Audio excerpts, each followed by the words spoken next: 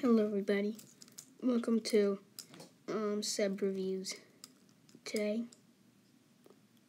we're reviewing this fidget toy. It's called a fidget spinner if you were living under a rock, but it's just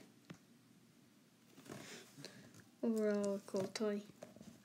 I don't know why I did that, but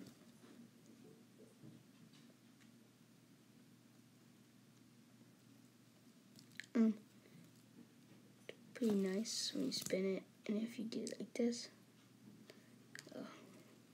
or like that, it looks really cool.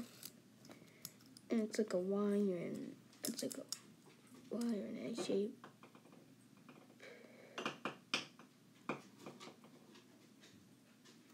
Sorry, but it's pretty nice. I don't know how long it spins for exactly, but I don't really know what else to say, but